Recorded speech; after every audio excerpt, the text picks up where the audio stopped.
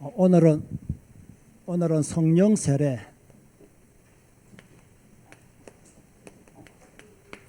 성령 내주, 성령 충만,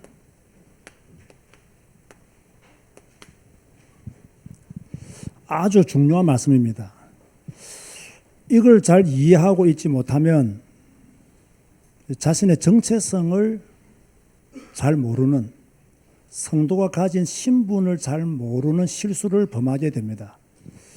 오늘 메시지에 들어가기 전에 여러분들이 먼저 알아야 될 것은 세례의 의미가 뭐냐. 세례는 담그다 또는 물로 씻다, 모욕하다, 이런 뜻을 가지고 있는 단어입니다. 우리는 예수 그리스도 이름으로 완전히 담겨져야 됩니다. 우리는 예수 그리스도 그 이름으로 완전히 씻음을 받아야 됩니다. 저와 여러분들은 예수 그리스도 그 이름으로 모욕해야 됩니다. 그렇지 않으면 예수 그리스도의 사람으로 살아가기가 힘들어지는 것이죠. 이 세례의 본질은 제가 두 가지로 말했죠. 하나는 씻음이고 또 하나는 연합이다 했습니다. 씻음은 무엇을 의미한다 했습니까? 과거의 죄, 또 과거에 내가 잘못 살았던 삶을 청산하는 그런 의미이고, 연합이라고 하는 것은 그리스도를 통해서 새로운 공동체에 소속됨을 의미하는 것이 연합이라고 그렇게 설명을 했습니다. 그런가 하면 세례에는 두 종류가 있다 그랬죠. 하나는 두 종류가 있는데 하나는 물세례, 또 하나는 성령 세례라고 했습니다. 물세례는 내가 기독교 공동체에 가입한다는 입교 의식 같은 것이고요. 성령 세례로 하는 것은 예수님을 그리스도로 영접하고 하나님의 자녀가 되는 순간에 받는 것이 성령 세례라고 이미 설명을 해드렸습니다. 이걸 잘 이해하시고 오늘은 성령 세례, 성령 내주, 성령 충만, 이 의미를 다시 한 번 더 마음에 새기시기 바랍니다. 잘 모르는 내용입니다. 그런데 이게 확실해야 됩니다. 다른 사람에게 이걸 설명할 수 있는 실력이 있어야 돼요. 그래야 복음이 확실한 사람이고 복음을 더 누리고 있는 사람이죠. 오늘은 절대로요, 멍 때리면 안 됩니다. 다른 생각하면 안 됩니다. 딱 집중해서 하나님의 음성을 들으시기 바랍니다. 자, 그렇다고 하면 다시 한 번 더요. 성령 세례가 무엇이냐? 성령 세례는 언제 받았죠? 여러분이 성령 세례 언제 받았죠? 여러분들이 죄인임을 고백하고 예수님을 그리스도로 영접하는 순간 받는 것이 뭐라고요? 성령 세례라고 말했습니다.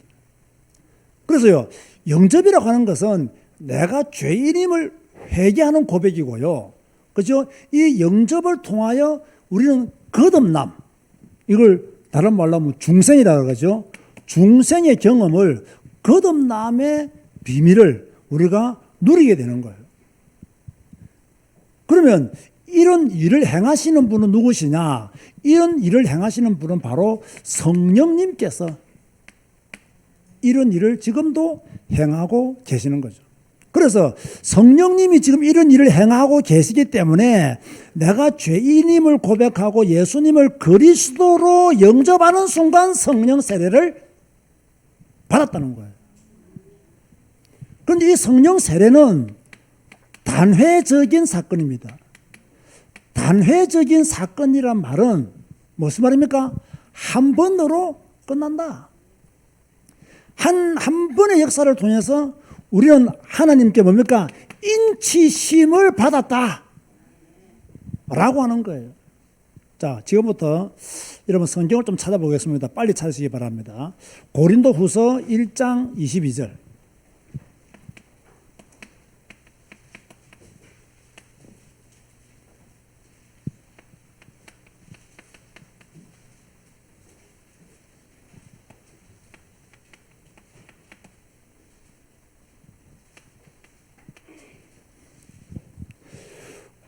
고린도후서 1장 22절 보면요. 그가 또한 우리에게 뭐 하시고 인치시고 보증으로 우리 마음에 무엇을 주셨느니라? 성령을 주셨느니라. 아멘 하시기 바랍니다. 그가 또한 우리에게 인치시고 보증으로 우리에게 무엇을 주셨다? 성령을 주셨다. 이렇게 말씀하고 있어요. 자, 에베소 1장 13절 보세요. 에베소 1장 13절에 이렇게 말씀하고 있죠.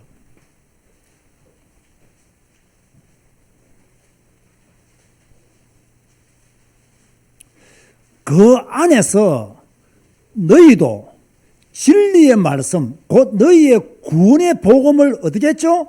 듣고 그 안에서 또한 어떻게 해서 믿어 약속의 성령으로 무엇을 받았으니? 인치심을 받았으니. 아주 중요한 내용입니다. 진리의 말씀, 곧 너희의 구원의 복음을 듣고 그 안에서 또한 믿어 약속의 성령으로 믿는 자에게 약속으로 무엇으로 인치신다고요? 성령으로 인치심을 받을 것이다입니까? 받았으니입니까? 받았으니. 아멘. 우리는 인치심을 받았다 안 받았다? 받았다. 자, 에베소서 4장 30절에는 뭐라고 말씀하고 있습니까?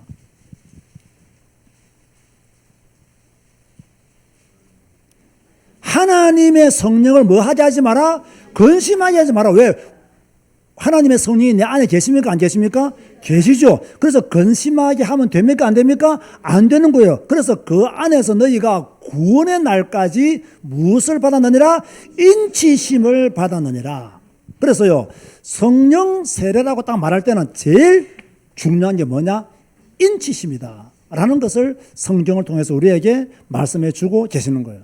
한번 따라서 하시기 바랍니다. 성령 세례는 나를 인치신 하나님의 부름이다. 이게 바로 성령 세례예요. 성령 세례가 무엇이냐? 막 열광하고 넘어지는 게 아니에요. 성령 세례는 나를 인치신 하나님의 부름이다 라는 것이 성령 세례예요. 그러면 이 인치심은 뭐한 것이냐?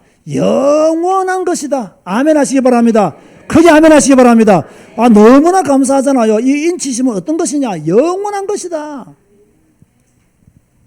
그래서 여러분 막 뜨겁게 체험 못해도 괜찮아요. 막 성령 세례 받을 때, 예수님을 믿을 때 눈물, 콧물, 침물 안 흘려도 괜찮아요.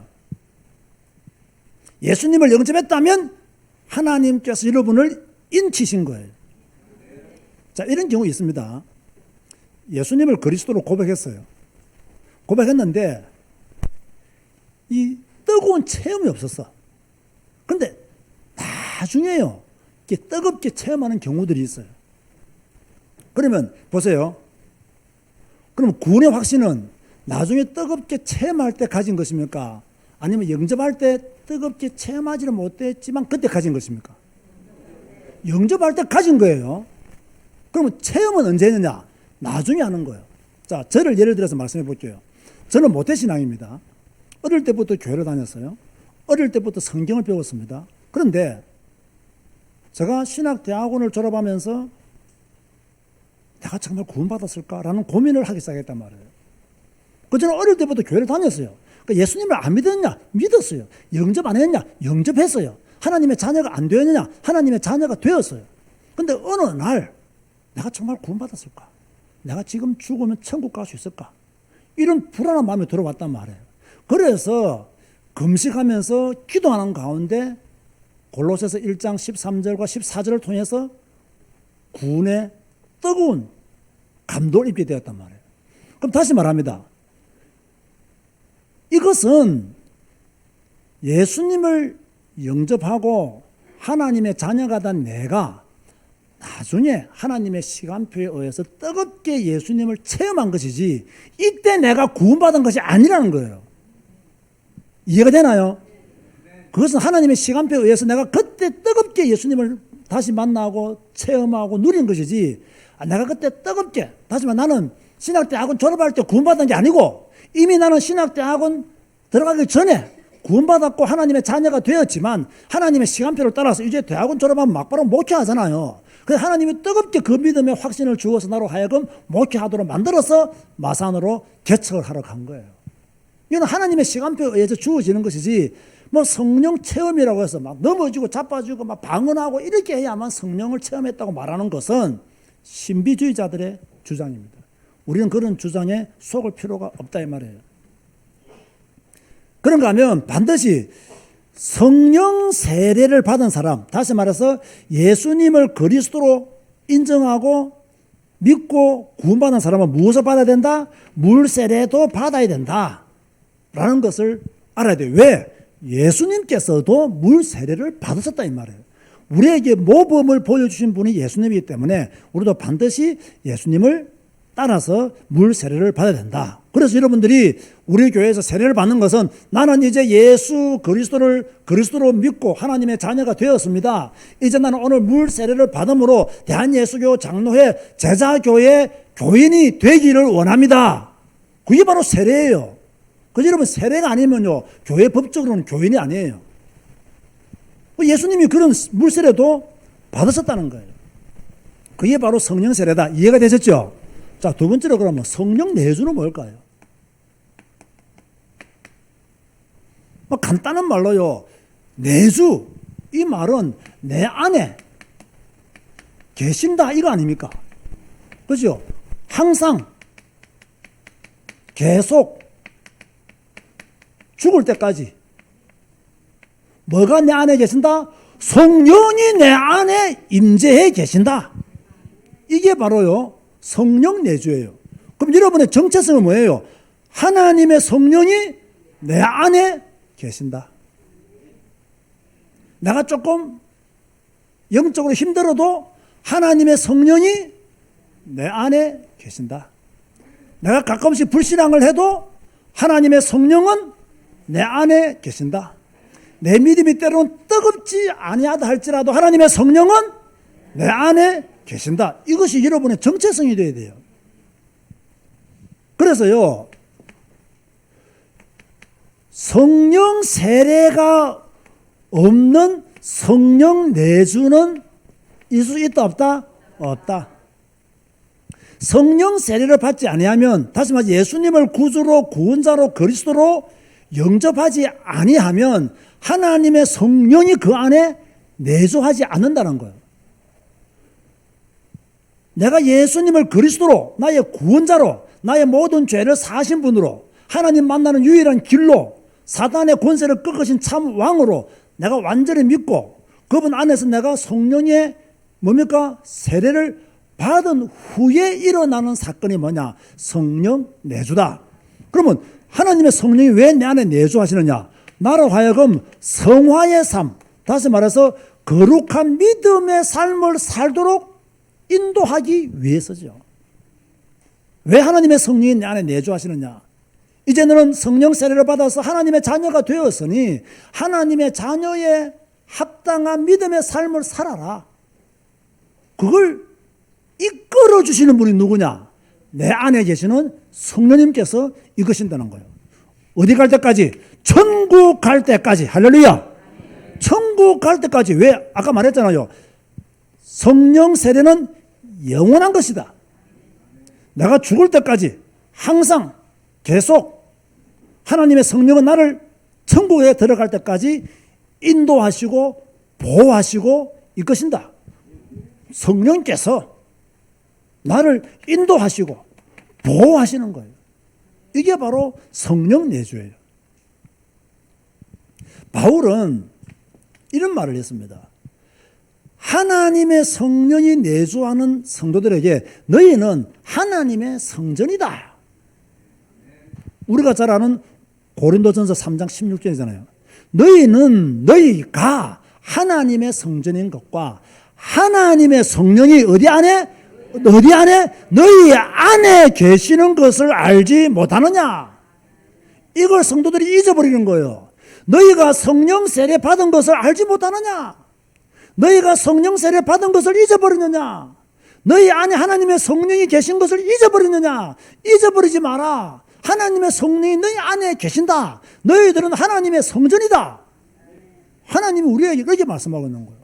하나님의 성령이 내 안에 계시기 때문에 우리는 성령님과 함께 소통하며 살아야 되는 거예요. 성령님과 함께 우리는요 의논하고 성령님께 함께 뭡니까 도움을 받아서 믿음의 삶을 살아야 되는 거예요. 그게 바로 뭐냐? 성령 내주예요. 아주 간단한 겁니다. 이걸요 어렵게 설명하면요 헷갈려요. 간단하게요. 핵심만 딱 바로 정리해 두세요. 이미 여러분은 성령 세례 받았다 안 받았다? 받았다. 성령 세례 받은 나에게는 성령께서 뭐 하신다? 내주하고 계신다.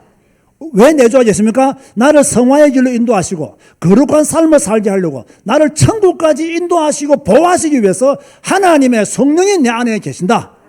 하나님의 성령이 내 안에 계신 나를 바울은 뭐라고 말했냐? 너희는 하나님의 성전이다. 이렇게 말씀하셨다. 그게 바로 성령 내주예요. 자, 그렇다면 성령 충만은 뭐예요? 자, 보세요. 아까 제가 성령 세례는 단회적인 것을 했죠. 그죠? 그러면 이 성령 충만은요 반복적인 사건이에요. 왜 이 성령 충만이 반복적인 사건이냐? 보세요. 우리가 하나님의 은혜를 지속적으로 체험하고 살아야 되잖아요. 한 번만 하나님의 은혜를 체험하면 돼요? 안 돼요? 안 돼요. 매일매일 하나님의 은혜를 체험해야 돼요. 그죠? 그럼 하나님의 성령께서 내게 충만해야 매일매일 하나님의 은혜를 누리며 살아갈 수가 있는 거죠. 우리가 신앙생활 승리하기가 쉽지 않습니다. 정말 내가 믿음생활 승리하기가 쉽지 않아요. 내 믿음생활 승리하기 위해서는요 하나님의 성령이 내 안에 역사해야 돼요. 우리는요 복음을 계속 누려야 돼요. 하나님의 성령이 충만하지 않으면요 복음을 계속 누릴 수가 없어요. 우리는요 기도를 날마다 뜨겁게 해야 돼요. 그런데 하나님의 성령이 내 안에 역사하지 아니하시면 기도를 뜨겁게 할 수가 없어요. 우리는요 복음 전하는 전도자의 삶을 살아야 돼요. 그런데 성령이 내게 충만하지 아니하면 전도자의 삶을 살 수가 없어요. 그래서 하나님은 성령이 내주한 여러분들에게 말씀하시기를 성령의 충만함을 받으라. 그렇게 말씀하고 있는 거예요. 그러면 충만은 뭐냐? 충만은요 헬라어로 플레로마라고 합니다. 이 플레로마는 뭐냐? 쉽게 말하면요 배에 큰 배에 물건이 가득한 상태가 플레로마예요. 요 물컵에 물이 가득한 상태가 충만 플레로마예요. 자, 이 물컵이 여러분이라고 생각해 보세요. 무엇으로 충만해야 돼요? 성령으로 충만해야 돼요. 여러분의 상태가 하나님의 영으로 충만한 것을 가르쳐서 성령 충만을 하는 거예요. 여러분의 생각과 여러분의 마음이 하나님의 영으로 충만한 것을 가르쳐서 가득한 것을 가르쳐서 플레로마라. 그렇게 말씀하고 있는 거예요. 그럼 보세요. 우리가 신앙생활을 힘있게 하기 위해서는 뭐가 필요합니까? 플레로마가 필요한 거예요. 여러분이 하나님의 말씀을 읽고 순종하기 위해서는 뭐가 필요한 거예요? 성령 충만 플레로마가 필요한 거예요. 그런데 우리는 왜 성경 읽고 순종하지 못합니까? 플레로마가 없기 때문에요. 충만이 없기 때문에. 여러분들이 왜 말씀에 순종하지 못하느냐? 뭐가 없기 때문에? 플레로마가 없기 때문에 말씀을 읽고도 순종하지 못하는 거예요. 여러분들이 왜 고집을 못 버립니까? 이 물컵 안에 여러분의 고집이 가득하기 때문에 고집을 못 버리는 거예요. 왜 여러분이 선입견 속에 계속 살지요? 이 컵 안에 선입견이 가득한 거야. 왜 우울증에 걸리죠? 이 물컵 안에 상처가 가득한 거야. 이러니까 뭡니까? 그 상처가 나올 수밖에 없고 우울증세가 나올 수밖에 없는 거예요. 우리가 진짜로요 하나님의 말씀으로 가득한다면 하나님의 말씀이 나와야 돼요. 여러분의 영적 상태가 말씀으로 가득하다면 순종이 나와야 돼요. 그런데 오늘날 많은 성도들이 교회는 다니는데요 뭐로 충만하냐? 자기 욕심으로 충만해요. 자기 동기로 충만해요. 자기 야망으로 충만해요. 어떻게 하는지 하나님의 이름을 빌어서 복 받으려고 하는 욕심만 충만해요. 예수를 제대로 믿을 수가 없는 거예요. 믿을 수가 없는 거예요. 우리는요, 하나님의 말씀으로 플레로마해야 돼요. 그래야 힘있게 예수 믿을 수 있고 순종할 수 있고 전도하는 사역자로 살아갈 수가 있는 거예요. 그래서 오늘부터 우리 성도들의 기도 제목은 뭐가 돼야 되느냐? 여러분은 지금부터 성령 세례 기도할 필요 있어요, 없어요? 여러분은 지금부터 성령 내주 기도할 필요 있어요, 없어요? 없어요. 여러분은 무엇을 위해서 기도해야 돼요? 성령 충만을 위해서 기도해야 돼요. 여러분은 성령 세례 이미 받았어요. 이거는 단회적인 사건으로 영원한 것입니다. 여러분은 이미 하나님의 성령 여러분 안에 계세요. 그죠? 그런데 성령 충만하지 못하면요, 이 반복적인 충만의 역사가 없으면요, 하나님의 뜻을 이루어 나갈 수 없는 거예요. 그래서 우리는 성령 충만을 계속 내가 믿음의 사람으로, 온전한 신앙의 사람으로, 성도로서 하나님의 영광을 드러내는 믿음의 사람으로 살아가기 위해서는 뭐가 필요하냐? 성령 충만이 필요한 거예요. 교회는 오래 다녔는데 왜 바삭 마른 에스겔 꼴짜기에 마른 뼈와 같은 성도들이 이 땅에 왜 이렇게 많습니까? 저는 오히려요, 그 사람들이 진짜 성령 세례 받았을까라는 질문을 하게 돼요. 하나님의 성령이 그 안에 역사하고 계실까라는 질문을 하게 되고요. 정말로 성령 세례 받았고 하나님의 성령이 그 안에 계시는데 그 사람이 바삭 마른 에스겔 꼴짜기에 마른 뼈와 같은 신앙생활을 한다면 지금 이 부분이 실패하고 있다 이 말이에요. 성령 충만을 누리지 못하고 있다. 성령 충만이 반복적인 오늘의 사건으로 이루어지지 않고 있다. 그래서 성도들이 전부 다 마른 뼈와 같은 신앙생활을 계속하고 있는 거예요. 그저 교회 나오는 거지 겁이 나서 교회 나오는 거예요. 왜? 하나님께 벌 받을까 싶었어. 이런 신앙 수준을 가지고 어떻게 세계복음하겠어요? 이런 수준 가지고 어떻게 우리가 캄보디아를 복음할 수 있겠어요? 우리는요, 전도자의 삶을 살기 위해서는요, 영적인 힘이 있어야 돼요. 영적인 파워가 있어야 돼요. 그게 성령 충만에 있다는 거예요. 여러분, 교회 섬기는 거 쉽지 않습니다. 교회 섬기는 거 어렵습니다. 교회 섬기를 할 때도요, 우리에게 많은 시험이 있습니다. 그죠? 여러분들이 교회 나오면 모든 사람이 박수 치죠? 그죠? 조금만 지내보세요. 그 박수가요, 이상하게 변합니다. 그런 것들도 이길 수 있는 믿음이 어디에 있느냐? 성령 충만에 있는 거예요. 내가 하나님의 영으로 말씀으로 꽉 충만하면 시험이 들어와도 밀어내버려요. 그런데 말씀으로 충만하지 못하니까, 성령으로 충만하지 못하니까, 텅텅 비어 있으니까 무조건 들어오는 거예요. 진짜 우리가요, 순종할 수 있는 힘이 어디서 나오느냐? 성령 충만해서 나오는 거. 플레로마에서 나온다는 거예요. 오늘 하나님의 말씀으로 여러분의 영적인 상태가 가득 채워지기를 주님의 이름으로 축원드립니다. 하나님의 영으로 여러분의 상태가 가득 채워지기를 주의 이름으로 축원드립니다. 그 영적 상태를 계속 반복적으로 유지해 나가시기를 주의 이름으로 축원드립니다. 이래야 우리가 나 자신과 싸워서 이기고 세상과 싸워서 이기고 마귀와 싸워서 이길 수가 있는 거예요. 이게 안 되면요, 어려운 거예요. 결론을 말합니다. 세례 요한은 예수님을 어떤 분으로 소개했느냐? 오늘 여기에 관심을 가져야 돼요. 세례 요한은 예수님을 어떤 분으로 우리에게 소개했느냐? 저는요, 이게 굉장히 중요하다고 봅니다. 어떻게 보면요, 예수님은 그리스도다. 잘 들으세요. 예수님은 그리스도다. 우리의 죄 문제, 하나님 만나는 문제, 사단의 문제를 해결하셨다. 이거는요, 과거입니다. 우리에게는 과거의 과거가 아니에요. 대답하세요. 우리에게는 과거의 과거 아니에요. 과거예요. 그러면 예수님을 그리스도로 믿어서 나의 모든 죄를 사하신 제사장으로, 하나님 만나는 길이신 선지자로, 사단의 권세를 꺾으신 참 왕으로 믿고 사는 우리. 자, 예수님을 구약에는 메시아로 표현되어 있죠. 메시아가 오신다. 신약은 메시아가 오셨다. 그분이 누구시다? 예수님이고 그리스도시다. 그러면 우리는 지금 신약 이후의 시대를 살고 있잖아요. 그렇다면 우리에게 중요한 건 뭘까요? 세례 요한의 증언이 우리에게 중요한 겁니다. 이 세례 요한의 증언은 우리에게 굉장히 중요한 키포인트가 있어요. 그게 뭐냐? 이 세례 요한은 예수님을 뭐라고 소개했느냐? 성령과 불, 너희에게 세례를 베푸는 분이다라고 소개했어요. 자, 이거 놓치면 안 됩니다. 세례 요한은 예수님을 우리에게 무엇이라고 소개했다고요? 성령과 불로 너희에게 세례를 베푸는 분으로 소개한 거예요. 우리 교인들이 지금요, 제가 말하는 설교 10%도 지금 못 알아듣고 있습니다. 세례 요한이 우리에게 예수님을 어떤 분으로 소개했다고요? 성령과 불로 우리에게 무엇을 베푸는 분? 세례를 베푸는 분. 그럼 우리는 성령과 불로 세례를 받아야 돼요? 안 받아야 돼요? 자, 놀라운 거죠. 우리가 받았어요? 안 받았어요? 받았다는 거예요. 단순히 우리가 예수님을 그리스도로만 알고 있으면 안 돼요.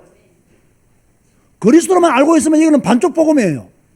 뭡니까? 예수님은 나의 그리스도시요 동시에 나에게 성령과 불로 세례를 베푸신 분이시다. 이걸 알아야 완전 복음이에요.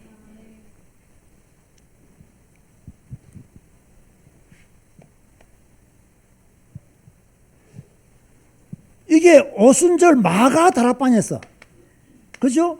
이게 성취되어졌잖아요. 자, 잘 들으세요.